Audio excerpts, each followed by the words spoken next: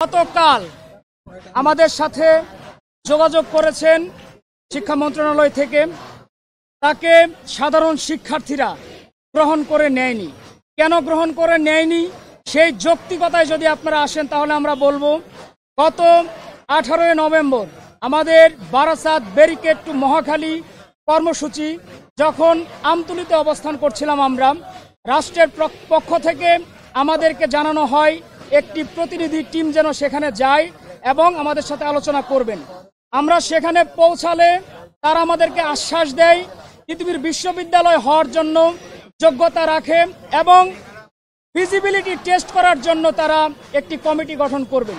দুঃখের বিষয়, সেখানে উল্লেখ ছিল 7 দিনের ভেতর সেই টিম আমাদের তিতুমির ক্যাম্পাসে আসবে এবং 1 মাসের ভেতর তারা ঘোষণা দেবেন তিতুমির বিশ্ববিদ্যালয় হওয়ার যোগ্যতা রাখেন কিনা। 2 মাস পার হওয়ার পরেও এখন পর্যন্ত সেই টিম আমাদের এখানে এসে পৌঁছায়নি। আমরা জানি না সেই প্রেস ক্লাব থেকে, সেই সচিবালয় থেকে আমাদের তিতুমিরের দূরত্ব কয় কিলো।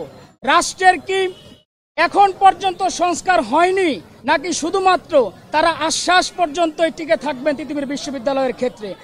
সাধারণ শিক্ষার্থীরা সাধারণার্থেই এটাকে গ্রহণ করে নিচ্ছে না এবং আগামী দিনের যে কর্মসূচি ঘোষণা করা হয়েছে, আবারও বলে দিচ্ছি, সকাল 6টা থেকে বেলা 11টা পর্যন্ত আমাদের কর্মসূচি শিথিল থাকবে এবং এই সময়ের পরে 4টা পর্যন্ত সময় বেঁধে দেওয়া।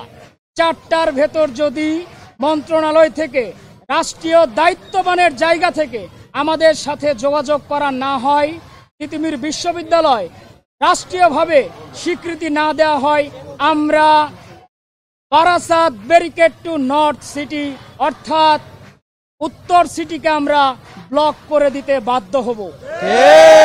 এটার জন্য দায়ী থাকবে রাষ্ট্রের সেই অকার্যকর প্রশাসন, যারা নিজেরাই জানেন না শিক্ষার্থীদের পালস সম্পর্কে, শিক্ষার্থীদের স্পন্দন শক্তি সম্পর্কে তাদের ধারণা নেই।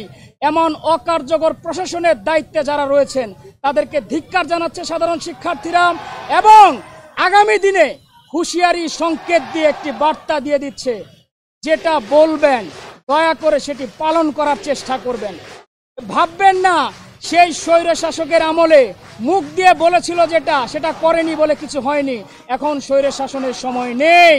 শিক্ষার্থীরা আপনাদেরকে রাষ্ট্রীয় ক্ষমতায় বসিয়েছে। যৌক্তিক দাবি যদি না হয় তিতুমির বিশ্ববিদ্যালয়, আমরা যদি যৌক্তিক তর্কে হেরে যাই, আমরা আন্দোলন থেকে সরে যাব। আমাদের সাথে আলোচনা করার জন্য আপনারা প্রস্তুত নন কেন? ভয়, সেই ভয় কাটিয়ে আমাদের সাথে আলোচনা করবেন এবং দ্রুত আগামী কালকের মধ্যে আপনারা বিশ্ববিদ্যালয় ঘোষণা করবেন।